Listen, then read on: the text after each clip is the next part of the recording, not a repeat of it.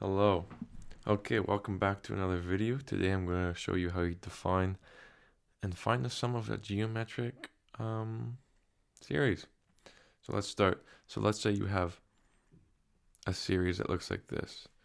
A plus A times R plus A times R squared plus A times R cubed plus it goes forever all the way till A times R to the n minus 1. So there's going to be n minus 1 r's because, well, if there's going to be n spots, there's going to be n minus 1 r's because the first one didn't have an r in it, right? Okay, so then we ask ourselves, well, what do I do with this? How do I find the sum of this? So we're smart. We use math. Let's times everything by r as a result and just see what we get. Just see what we get. You'll be surprised. So we times everything by r. Okay, so s of n times r, just r s of n. A times r is just a times r plus this another r, so a r squared. If you're multiplying everything by r, a r cubed plus a r to the 4 plus dot dot dot all the way to the last term. You get a times r to the n. Okay.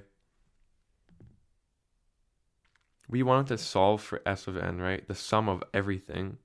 So let's do some more trickery. Let's take, if this was 1 and this was 2, let's do 1 minus 2. Let's see what we get, what result we get when we do 1 minus 2. Equation 1 minus equation 2. So we get s of n minus r s of n on the left side there is equal to a, this chunk minus this chunk now. A minus, well, there's not another common factor of a in here, excuse me, but we can move on to the next term. So we just write a there. So a times r minus a times r. Well, that's there.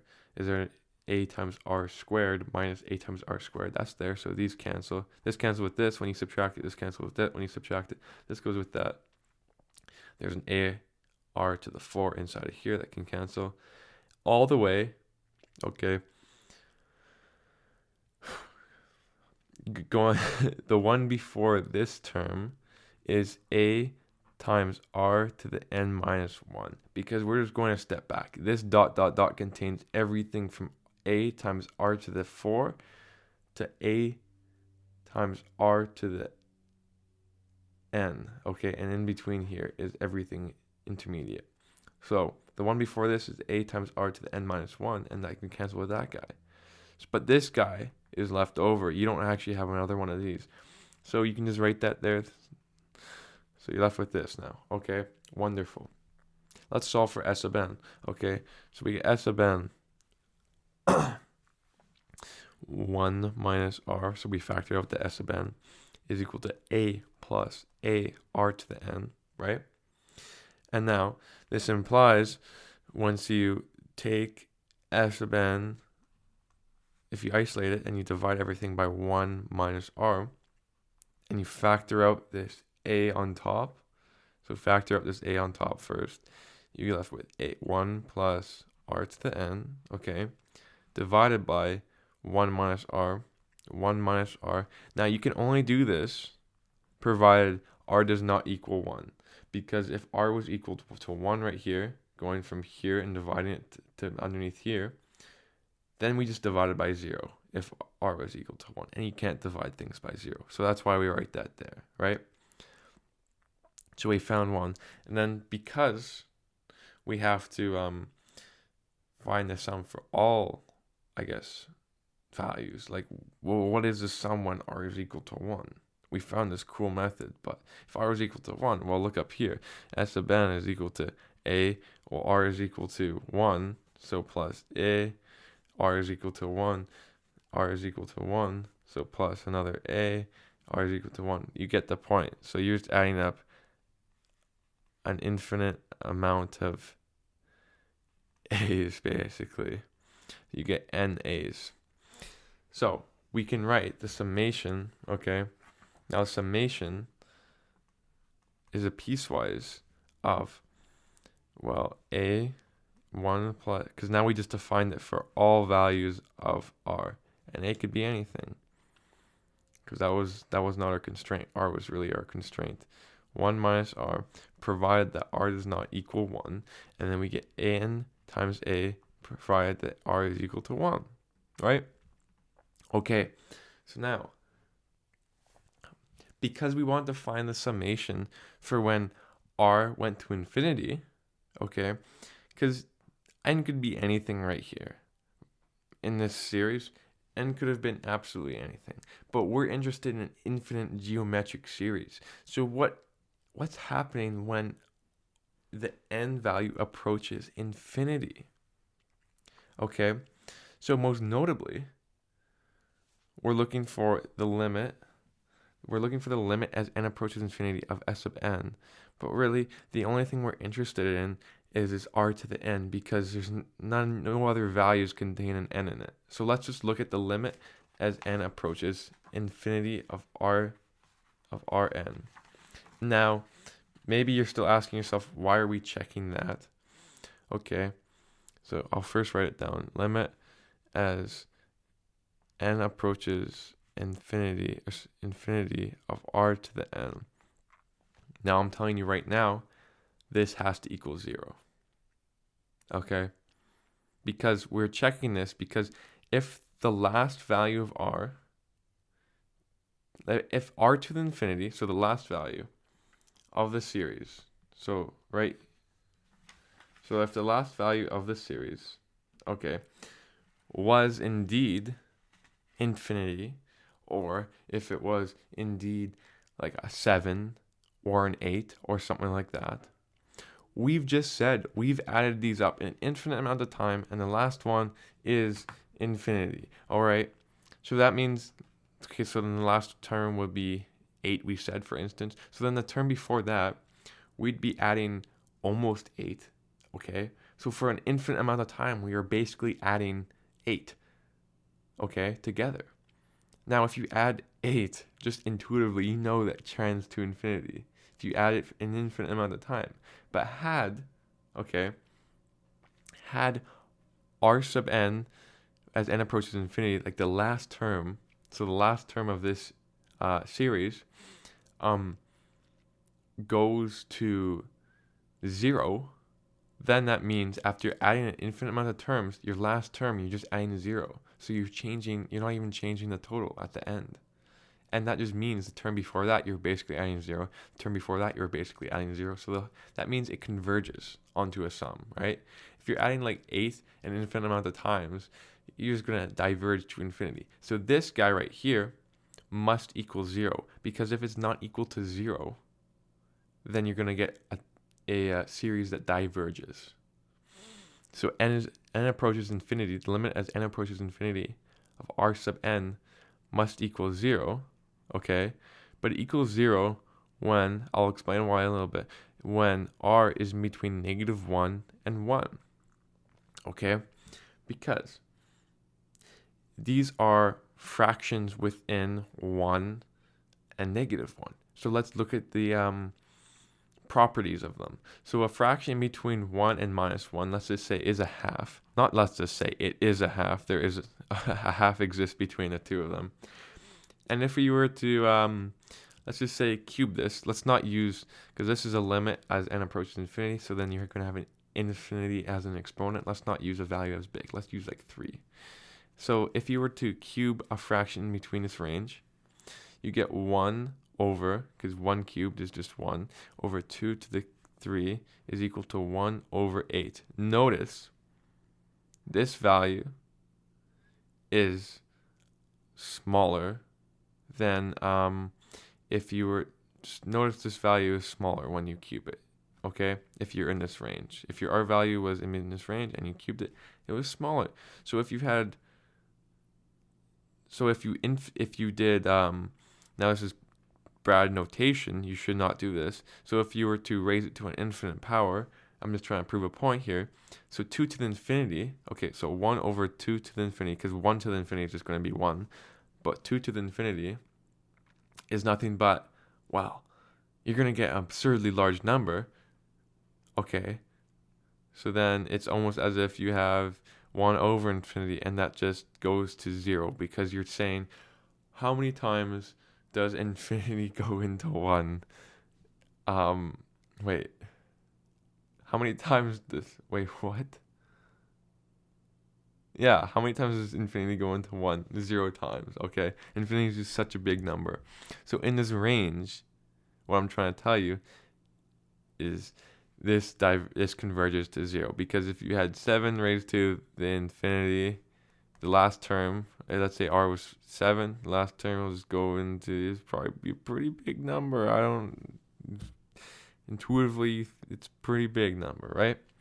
Okay, so we have this fact. Okay, so what if, so this is good.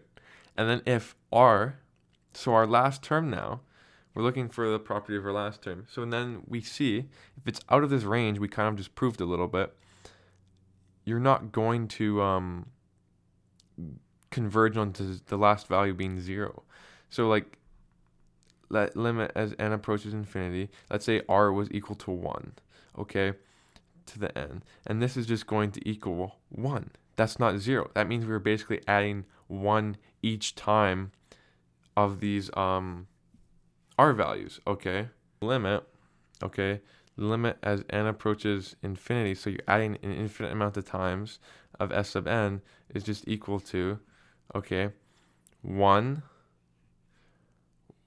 or a times 1 plus, well, in one case, we said r to the n is equal to 0, okay, plus 0, so r to the n is just going to equal 0, over 1 minus r, provided that r is within this threshold, okay?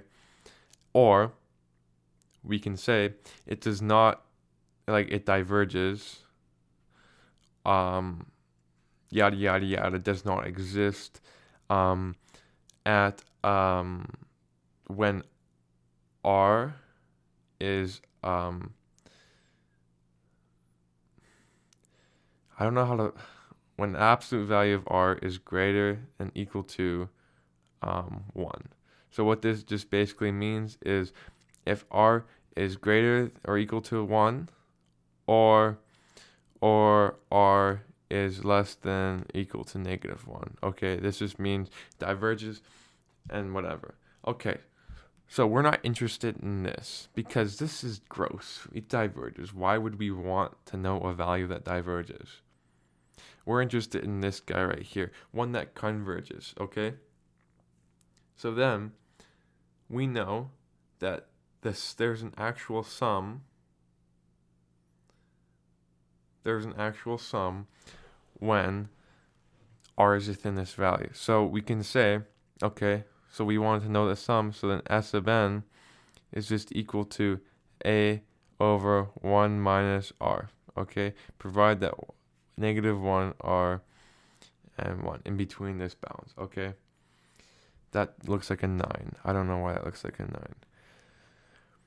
So this is kind of what we're getting after, right? Perfect. So let's just look at an easy example. And yeah, let's look at an easy example. So sigma, now you're scared because I just introduced this sign. Bear with me.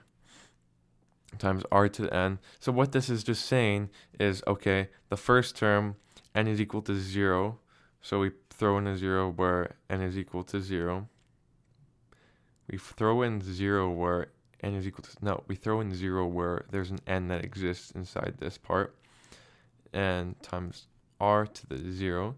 The second term is now n is equal to 1, so n is equal to 1 plus a times r squared plus a times r cubed plus yada yada yada all the way up to r to the, don't do this, r to the infinity. I just wanted to prove a point. So basically we're adding this an infinite amount of times. This is what the sigma notation means, okay? So we're adding that yada yada yada. But we already found what the sum of that is. I don't know why I reiterated this. I meant to do an example. So for instance, the sigma n is equal to 0 of infinity, let's say our a value was 2 and our r value was 1/2, okay? Now this is equal to 2 times 1 over 2 to the 0 plus 2 times a half to the 1 plus 2 times a half to the 2, yada yada yada, all the way to infinity. And it's just equal to, well, our a value, our first, because this is just equal to 1, so our first value is a, so our first value is 2, which is our a. Okay, 1 minus our r value, each different common ratio is just equal to a half. So then we get on the denominator a half, and then this is equal to 4, because the half in the denominator just flips. So we just found a sum of an infinite thing just like that. Okay, now these bounds are incredibly important. Right here, these bounds are incredibly important, because if you didn't have them, let's see what would happen.